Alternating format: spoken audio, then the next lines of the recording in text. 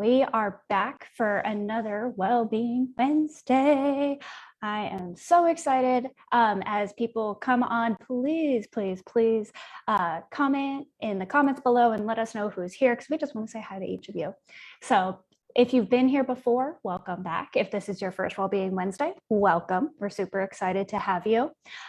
This is Wellbeing Wednesday, the monthly segment that shows caregivers, childcare providers like yourselves, simple ways so that you can support your own well-being, because taking care of ourselves is in fact taking care of others.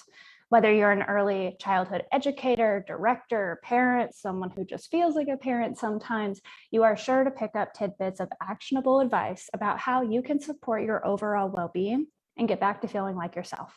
I'm your host, Susanna Creed, a well-being coach with the Be Well, Care Well Arkansas program. This is a Curricula Concepts program, so shout out to Curricula Concepts. And this is all about supporting the well-being of our childcare providers. And we have Miss PJ here, and I'm super excited to welcome her. We will get into an awesome conversation with her in just a minute or two. So this month is November, and what does that mean? That means Thanksgiving, which means time with family, friends, and of course food. Additionally, this begins the season of giving thanks for the things in our lives and giving to others. This season can also serve as a direct connection with the spiritual aspect of our overall well-being. Now, sometimes when I say spiritual, people either say, yeah, totally, I'm down for that, or people are like, ooh, I don't know about this. But let me tell you, when we say spiritual, it doesn't have to be religious, but it absolutely can be.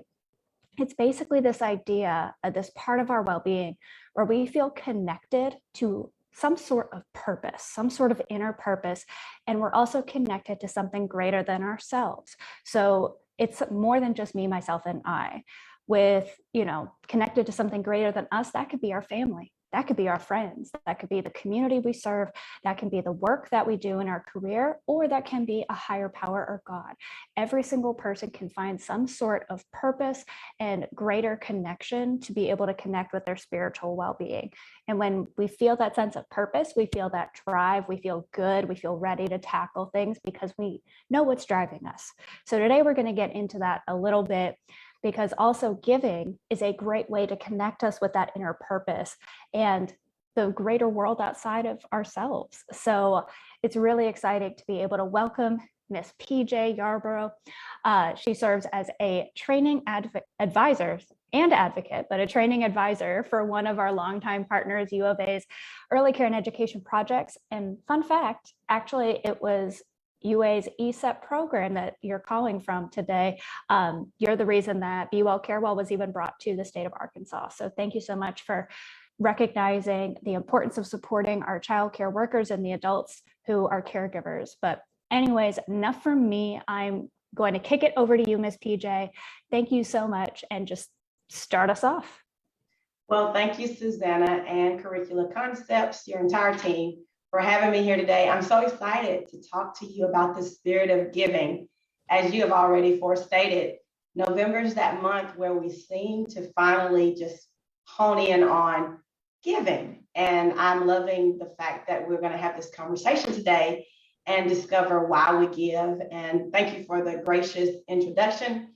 As I told you earlier, my friends do call me PJ, and I bring you greetings from the U of A, ECEP. I am in El Dorado, Arkansas, while the rest of my coworkers are in the Fayetteville area. So hello to all of them if they're on, and all the friends around the state who do some of the most important work there is to do, and that's work with early childhood professionals and children and families. So thanks for having me. Of course. So I guess I want to start with the question, why do you give? And as you've already said, today we're really going to focus in on how this is a part of our spiritual journey. Some of us believe in a higher power. We believe in a certain religion. We believe in God. We are really looking for our purpose. And one of my favorite scriptures is from Acts 20:35, and it says, it's better to give than to receive. And I've been hearing that since I was a little girl. And let's just be honest, when we're children, we don't want to give. We want things to be given to us. Am I right? But I as don't know we what you're grow talking older, about. I was out there giving lemonade to trust me, everybody. I've learned as being a child myself and then being a mother later on, they want to receive, not to give. But as we grow older, we find out there are so many benefits of giving, and they're actually innumerable. Throughout this challenging year that we've been in, dealing with COVID-19, the pandemic, I've found that giving and overall generosity has become even more important.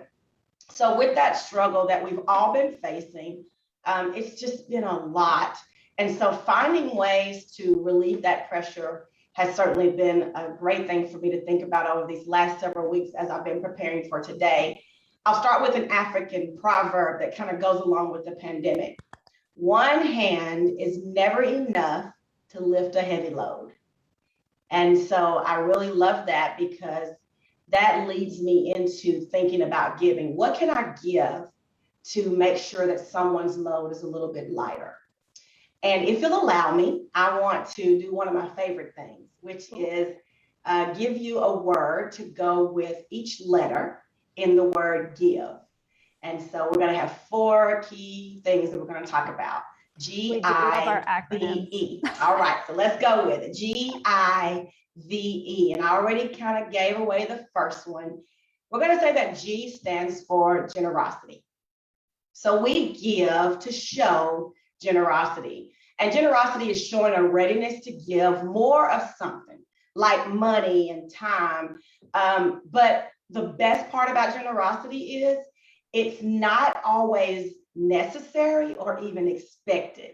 It's like a surprise, showing some kindness towards someone. So sometimes we do things because we have to or we feel like we're supposed to, but generosity is more like doing it when it's not even expected, when it would make someone's day, make them feel better. And I have just a couple of things that I've thought of and I'm trying to practice in my own life. And so I'll share those. One would be something as simple as this. I don't know about anybody else, but I've been glad that a lot of restaurants are open again because I've been joking that my husband and 2 sons loved the fact that I was cooking every single day for about 4 months during the pandemic. So as I've returned to restaurants and eating some of my favorite foods here locally and otherwise, I've really been excited about the food. And so, you know, something we could do to show generosity to restaurants is leave a 5-star review. It could be a game changer for a mom and pop. It could be something that really leads someone, like if you leave a Google review, to go and try out this place they've never been to. Because right now, a lot of them are struggling to have people come back. And even if you get it to go, leaving a positive review of a local restaurant or doing something for other businesses in your area, that's showing generosity for their services. So that's one way to show generosity. So this makes me think about, because during the pandemic, apparently what I decided to do was go through yoga teacher training. Why? That was like, oh, this will be easy. But anyways, during that time, you know, we were talking about kind of random acts of kindness, which we hear a lot about. But one of my yoga teachers, he was like, if you get nothing out of this, random acts of kindness, we need to show kindness. And that's kind of what's coming up for me when you're talking about generosity. Also, anybody in the comments, feel free to like tell us what's coming up for you as PJ is talking about this idea of generosity. And something that he mentioned that was just like so simple, because, you know, sometimes, especially now, we're like, we're going to give. And so we go through our closets, we go through different parts of our home and see, okay, what can we give away? What can we give to others?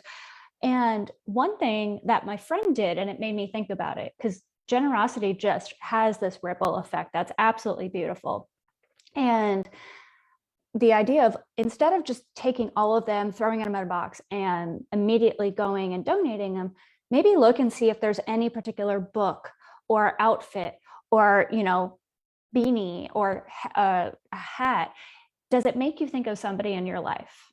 And then instead of just kind of bulking it all together, you can say, hey, this made me think of you.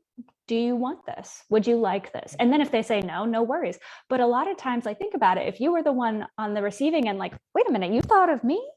Like, it's ugly, I don't like it, but you thought of me? That's for all. Like, it just makes us, wow. It changes our day, and it's a little thing. And honestly, when a friend of mine did that, she gave me a rain jacket. And then actually, she gave me this sweater. Well, look So she at was like, that. it's not my style. And I was like, wait, are you sure? And she's like, I'm going to donate them anyways. And they seem kind of like your style. So yeah, that's another way to kind of piggyback and do that, at least that I've found.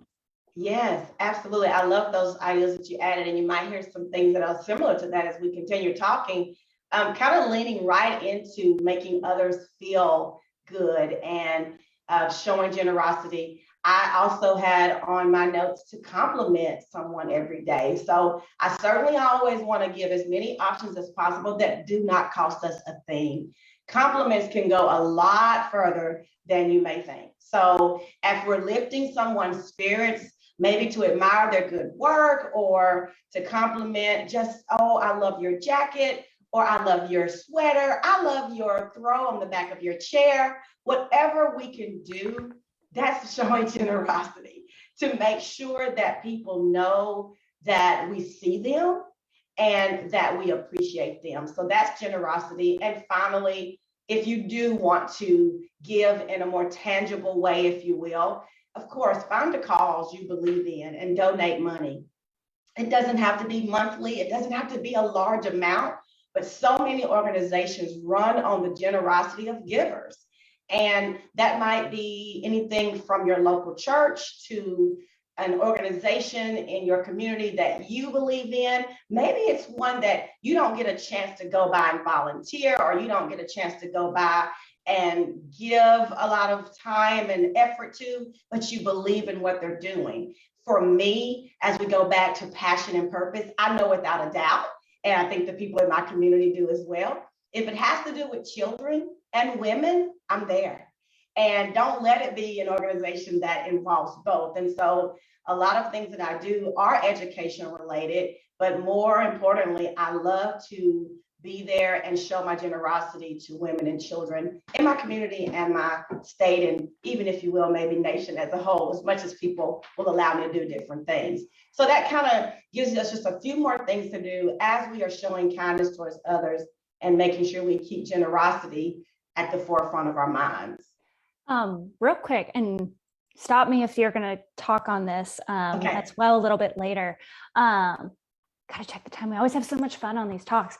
But real quick, a lot of times when we think about giving, like you mentioned, we think of giving gifts. Something that helps me quickly remember the different ways I can give is to think about it of time, talent, and treasure. So I can give my time, like you talked about with the volunteering, that doesn't require any money. So it's like, I can still volunteer at, the Arkansas Food Bank, even if, Yes. that I lost my job. I can still give to others, or I can, take my grandchildren out for a full day at the park just with them. That doesn't require any money, but it still shows just as much that you love them. And then the talent is, do you have skills that you can donate? And by doing that, you are supporting somebody else. If you, are a really great networker, and you know of somebody in your network who recently lost their job, maybe you can reach out to them with your talent and say, what are you looking for? Let me see if there's anyone in my network. Again, it doesn't take any money. And then of course, treasure, that is if you want to give a physical gift or money, but that one's just really easy for me to remember, of time, talent, treasure. And a lot of times I think we think that if it's not a physical gift, it's not as meaningful, but truly a lot of the things we remember most are the time, or what was that person's talent? What were they super special at? Were they special at storytelling? Did they connect us when we needed it most? So that's another way I think about it. So I love the 3 T's, and I was not going to hit those, but they are definitely kind of woven into my conversation, and I love that you shared those. Thank you so much for bringing that up. It leads really well into the I. And so as we're looking at the word give, not only is generosity important, but sometimes we give just to be an inspiration. And so let me talk a little bit about what inspiration means kind of in my thinking. I think it's like filling someone up with the urge or ability to do something. So they don't feel like they don't feel as if they are important. They're really down on themselves, but we give sometimes to inspire. Found a great quote that says, don't give to get, give to inspire others to give. And so when we think about inspiration, we think about inspiring people, giving makes us feel happy. So if you are feeling low or you know someone else that's feeling low, not only will it give you the sense of feeling better, but it will help them to feel better as well. And it makes me think of what you mentioned earlier, Susanna. It's like throwing a rock into the pond and just watching the ripple effect. And so your one small token of inspiration or one way of giving can make you happy, that other person happy, and then that is a ripple effect that can go as far as possible. While we are inspiring people, I wonder if we realize that even giving is good for our health. So I read this interesting study. I kind of got bogged down in it one evening. It was a 1999 University of California study, and it said that over people who are over 50, not quite there yet, but I figured we could just start early. People who are over 50 who volunteer for 2 or more organizations, so you pick your 2, were 44% less likely to die over a 5-year period than the non-volunteers, even after, they were having exercise habits, general health, and things of that nature. The volunteering, the inspirational part of giving of themselves increased their health. And so I think that that's something that's worth looking into. If we will give, it will inspire us and even possibly help us to live longer. Who doesn't want to live a little longer? I know, right? And, so I think that inspiration piece is something that we can really decide that we're going to do, and really will lead us into this whole different mindset of gratitude and realizing that we might not have much, but what we have we'll give. And we can't change the world, but we can change maybe a person, one person at a time, because again, this inspiration and this giving concept can certainly be contagious. So those are my thoughts around inspiration, and I'm hoping that, as I see it happen, I'll be inspired. And then as someone sees me give, they'll be inspired as well. So it's interesting too, because with, the Be Well, Care Well program, we focus on those 8 dimensions of wellness. We're talking about the spiritual side, which is, again, connecting to something more than just us. And so that's kind of what I'm hearing when you're talking about, what actually helps us live longer, is that feeling of connection. And another of the areas that actually kind of this whole thing hits on is the social component. Even Absolutely. If we're the biggest introvert ever and we're like, I don't like people, there is something to be said about the need to be connected to a community, connected to other people. And so giving is a way to pour into those connections and forge those connections. I know I get really awkward socially sometimes, believe it or not. That's actually why I talk so much. But when I get nervous, a lot of times I'll just say, hey, what can I do to help? Like, I actively give of myself, because that helps forge those connections, which then helps me feel more at ease, helps me feel more connected, and it ends up in kind of a good thing overall. And now I know that also will help me live longer. So maybe if I do it enough, I can become, like one of those Twilight vampires and just like live forever. Maybe. And what a beautiful segue into the V. I mean, It's almost like we practiced this. We did not practice this, for the record. So the segue to the V: generosity, inspiration, and then V, my husband said, I'm really curious to see what this is going to be. Well, I believe that giving is also validation. And so the reason I said it was a beautiful segue is because you said that you asked the question, how can I help? Those are exactly the words, or one of the phrases that I wrote down. So sometimes our giving is just in our phrases. How can I help? People want to feel heard and they want to feel understood. And these validation phrases are ways that we can do that. So I can say, thank you for inviting me today. It really made my day.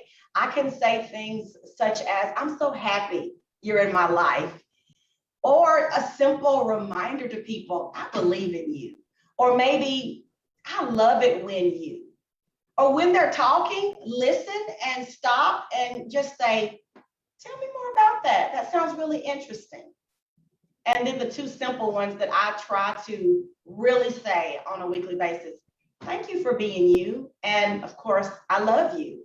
That's giving validation, acknowledging a person's emotions, their thoughts, their experiences, their values, and their beliefs. And I'm telling you, if we can do that more often, it will really help people to get through difficult situations. And you don't really have to be having a bad day to give, but it certainly makes a difference when you do. It's an extra boost. My husband recently said that Shaneil or PJ loves a just because. And not only do I love to receive a just because, but I love to give a just because. It's validating those who are in my life and those who really don't expect it, to let them know that they mean a lot to me. And so I love your question again, how can I help? Because if we would do that, it would certainly give people a sense of knowing that we're being generous and we have that spirit of giving that's so important, not only at this time of the year, but always. Yeah, it makes me think, I don't know what caused me to start doing this, but I started to become a post-it fiend. Like randomly, when I was working in an office, I would randomly just write a little post-it note and I would doodle on it. I'd be like, hey, happy Wednesday. Hope you have a good day. And like just stick it randomly on different coworkers of mine. We might be post-it sisters. I do that I know, in my right? house. I do them. And I do it occasionally for, even my boyfriend. Like he gets up earlier than me. So I'll like write him a little note when I can remember, because it's a hard timing of like, I have to do it after he goes to sleep, but before he wakes up, but we go to bed at the same time. So it's a whole logistics thing. But when I can make it work, he's like, oh, yay. And he's actually started doing it too for me. So total side note and just funny story. We found this ground pumpkin coffee because I don't really add like sugar and cream to my coffee, but it's in the ground. The whole reason I mention that is because for whatever reason, we now just, and I'm going to embarrass myself so much, I'm going to regret this because this is recorded, but we are, every time I ask him now, what coffee was it? He's like, it's pumpkin. It's pumpkin coffee. And I'm like, did you make the pumpkin? And then one morning I woke up and ripped off on like a piece of whatever in his little scrawl, it said pumpkin, however you spell that. And it just made my day. I was like, yay, it's our special coffee. And he made a note. So those little things do make us feel heard and seen.